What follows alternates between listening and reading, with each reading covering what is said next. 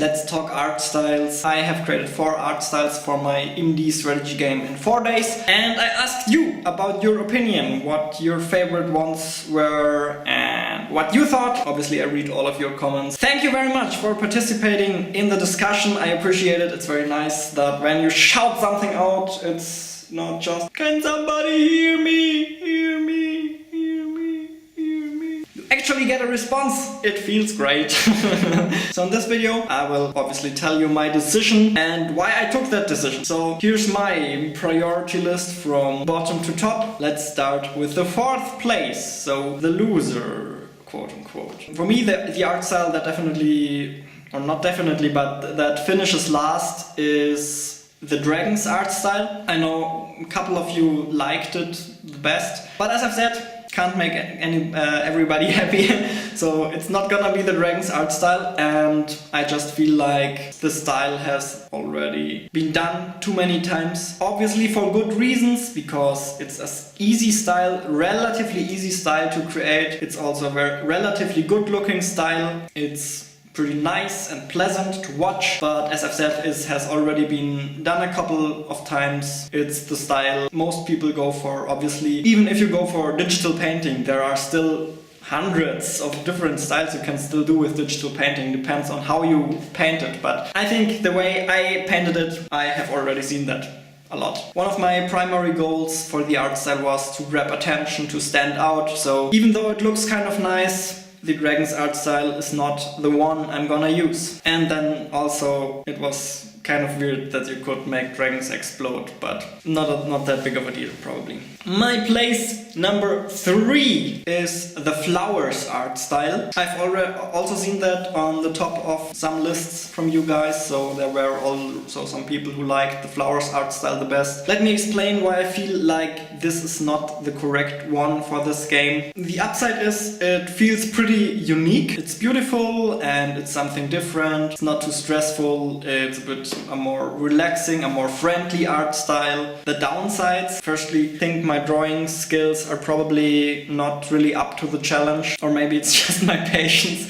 I don't know if I have the patience to draw super detailed stuff, and yeah, that's not that big of a deal because you need patience anyway. So forget what I've said. That's not why it's place 3. It's mainly the main thing that bothers me about the flowers art style is that it doesn't give you any kind of power fantasy, doesn't make you feel like a commander. And what I want to do with my game is really pack this RTS strategy feel into a very, very short and a very compact experience, but it should still feel a bit like a strategy game. You should still feel like a powerful commander and not necessarily like a gardener who has a couple of nice flowers and in his gardens, and there are a couple of spiders that try to eat the flowers. I think that's just not exactly the feel I'm going for, if you understand. That doesn't mean that this feel isn't valid, okay? There are probably tons of people out there who like this gardening feel and who would enjoy this style for exactly this reason. But I think it's not what I'm going for. I'm trying to go for the RTS audience and give them a cool, compact, nice single-player experience that they can enjoy. Hope that makes sense. Also, if we're being honest, it looks kind of weird and the background is super shitty and I don't know what to do with the background. So, don't know. So yeah, that's why it's not gonna be the flowers one. Very sorry, flowers guys. And place number 2. If I reveal this, obviously it's very clear what place 1 is. But let's continue with place 2 anyway. And place 2 is, for me, in my opinion, the robots art style. I think it has a very cool power fantasy. It makes you feel really powerful.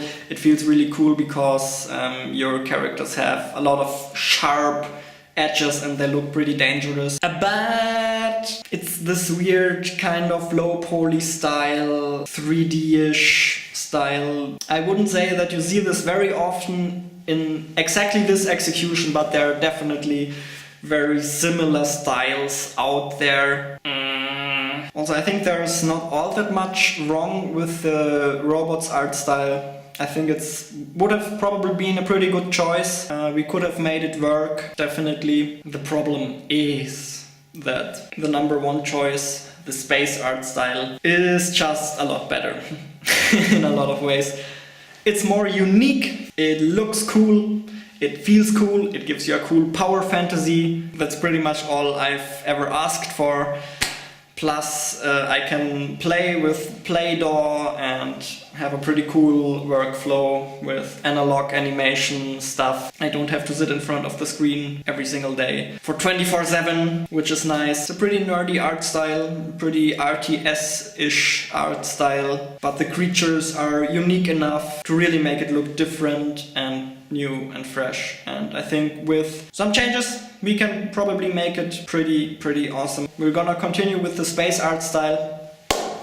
Some of you suggested, why don't you use all of them and let the player decide? So basically an in-game menu where you can choose between different game skins. Has a couple of reasons. The first one is obviously it's too much work. I really want to make one good art style instead of 4 mediocre ones, so I definitely have to choose one. And then another thing is that having different art styles for one game is probably not all that good for marketing, because if you scatter screenshots of all those different art styles around the internet, then people will probably not recognize your game if they see art style 1 and then a little bit later they see art style B. They will not be able to connect the dots and tell that those are actually the same games, because drastic reskins like this are very uncommon. And I feel like using one art style is also a way better marketing strategy, because people will remember your game and recognize it when they see it. The question arises, how will we continue developing this art style?